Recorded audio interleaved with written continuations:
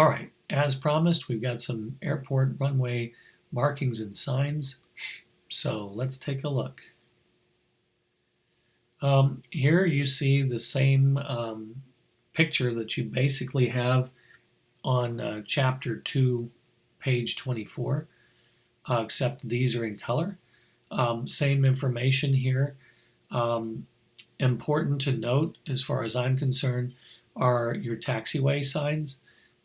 So you see that the only difference between these pictures, besides the color, and the ones that you have in your textbook are the first four. We've got taxiway signs attached to 3 of them. So you can see up here you have taxiway alpha, and this is telling you that you are at a hold position for runway 422. The next one is a runway intersection. This means you're coming up on an intersection for 26 and 8.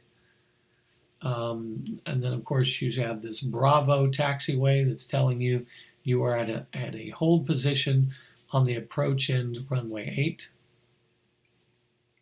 The next one is taxiway Charlie, and that you are in an ILS critical area hold position, which is similar to a runway hold short line, which we'll see over on the right side here in just a second.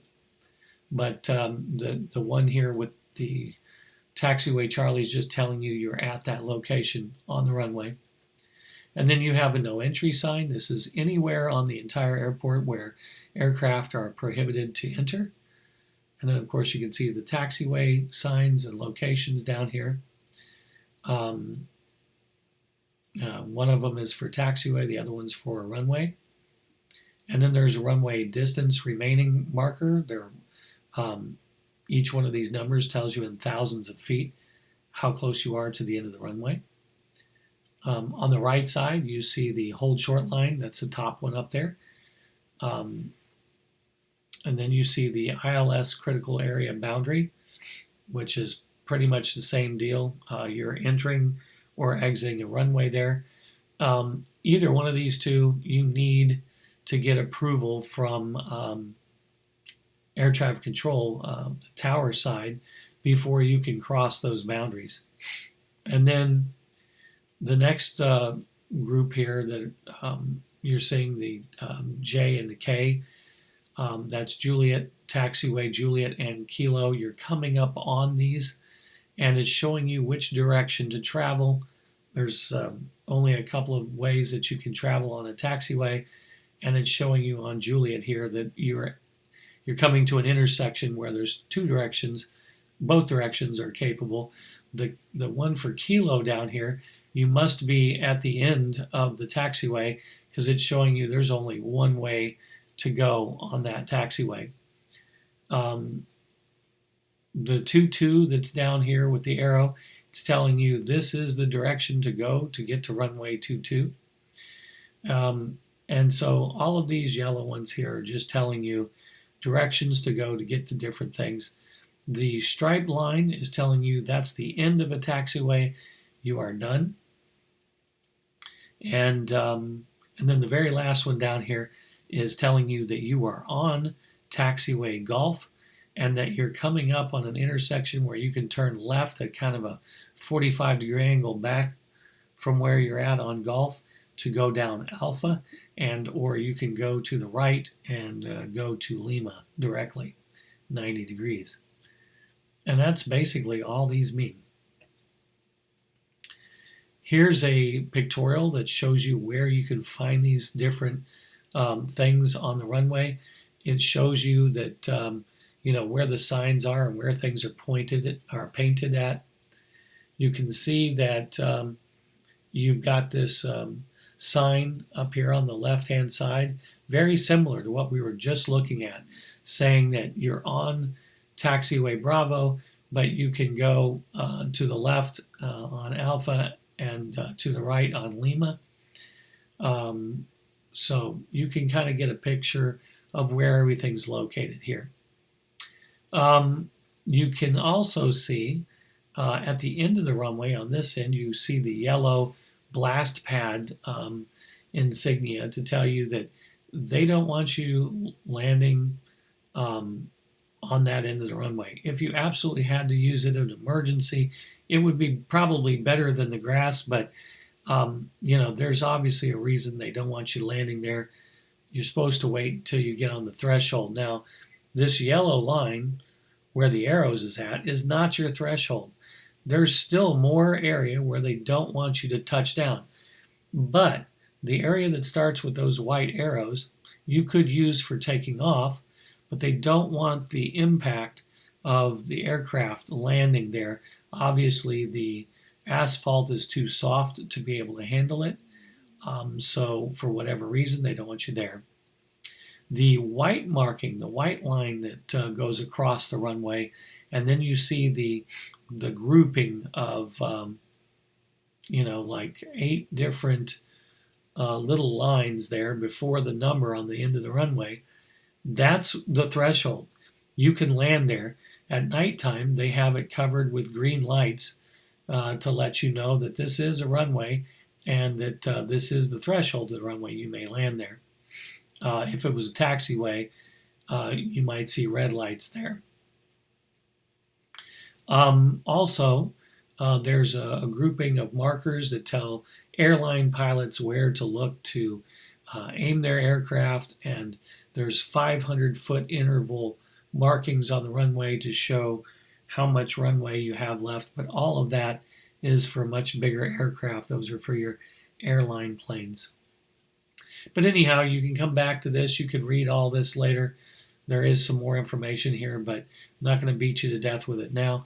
If you want to stop the video and read everything on here, you're welcome to do that.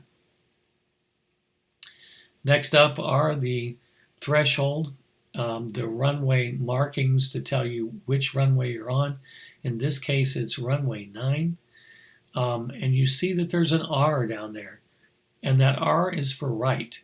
So if you have parallel runways, you may have a left and a right. You could even have 3 parallel runways and have a center. So there could be an L here, there could be a C here, or in this case an R to tell you it's the right runway. And then of course you can see that there's a touchdown zone. That's with the 3 little markers.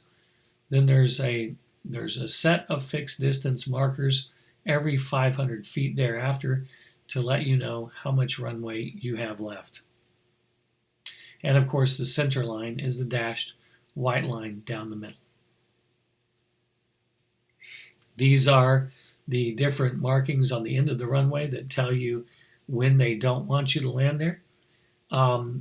If it's permanent, then they've moved the runway numbers up past the arrows so that you can see there's a new threshold and a new threshold set of markers.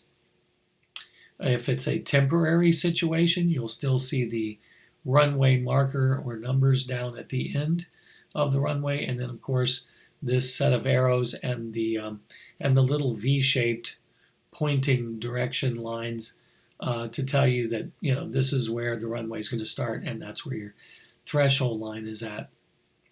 A pre-threshold area not fit for aircraft movement at all will have some white X's on it, and then a pre-threshold area that's fit for use by aircraft only for stopping, as extra distance for stopping only. That would be those yellow markers down there.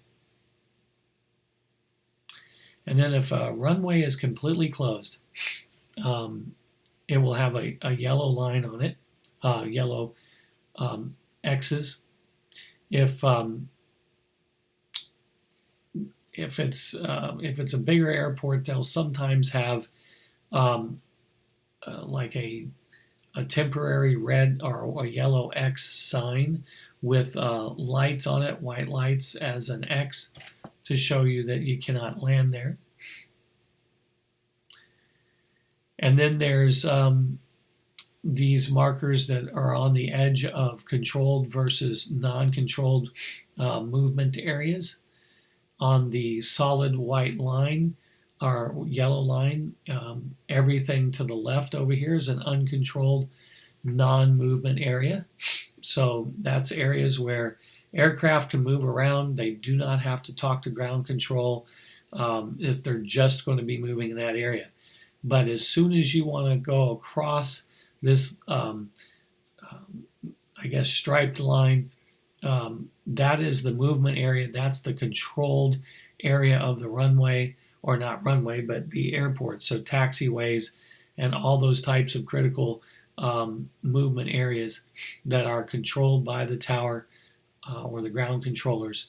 That's your line. You cannot cross that without permission from air traffic control. And that really covers all of your signs that are important and your markings on the runway.